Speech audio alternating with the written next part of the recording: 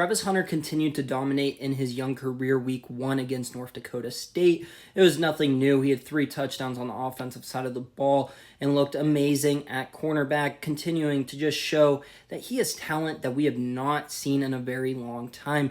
Generational talent might be one of the most overused terms in the NFL and just sports in general. Travis Hunter might be the exception. He might be someone who can actually be labeled as a generational talent. Shifting focus, though, to what his NFL career is going to look like, it has started to become heavily debated which one he is going to play in the NFL. He is widely viewed as a top 5 talent on both sides of the ball. Does he end up playing wide receiver at the next level, or does he end up playing cornerback? He's not going to be able to do both, at least not at the rate he's doing it at Colorado.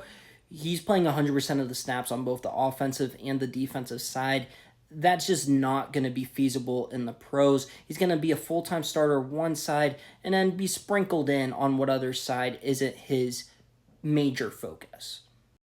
The most recent example of a player that had a situation like this was with Jabril Peppers around 7 years ago. Wow, that makes me feel old. He was a stud at Michigan, playing both offense and defense, running back and safety, and honestly, he could have gone to the next level as a running back. However, when he was being recruited out of high school, his parents were smart and said, hey, you know what, look at the safety market, look how much longer you're going to play as a safety versus a running back, and because of that, he became a safety and would go on to play at the NFL level as a safety.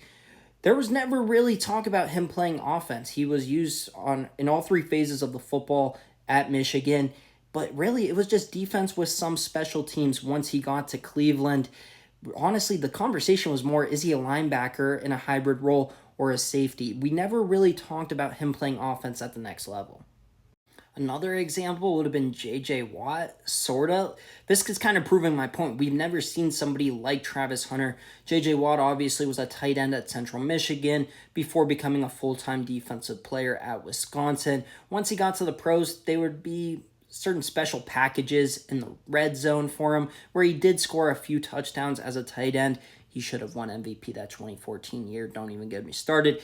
But once again, not really something we're accustomed to seeing. Julian Edelman, another one, sorta cornerback, wide receiver, but that's the thing. He was the bottom of the depth chart at both of those positions. His versatility, along with his returning skills, is what kept him on the Patriots roster until he developed fully as a wideout. The best example would probably be Travis Hunter's mentor and head coach, Deion Primetime Sanders. When he was with the Cowboys, he was a threat to score all the time, but he was used as a gadget player. He wasn't viewed as the number 2 wideout to Michael Irvin. So let's assume I'm right and he can't play full-time at both positions in the NFL. It's not that hard to see which one he's going to choose. Look at where the cornerback market is, really handcuffed right around that $20 million per year mark for a long time now, versus the wide receiver market, which is skyrocketing each and every year and is currently at 35 per year. And no, Tyreek Hill is not actually making $30 million per year. Don't believe these graphics. It's a phony fake last year that bumps his APY all the way up. But clearly, you're making 15 more per year at the top of the wide receiver market versus the cornerback market. You're going to choose to be a wide receiver. I guess you could say he wants to follow in his mentor's footsteps. There's not really a true number one, like our number 1 corners today are a lot different than our number 1 corners 15 years ago. Champ Bailey and Darrelle Revis are a lot different than Patrick Surtain, Ahmad Sauce Gardner, and Jalen Ramsey. The funny thing is, whoever gains the rights to Travis Hunter in next year's draft is going to pretty much have a blueprint contract that has to be followed.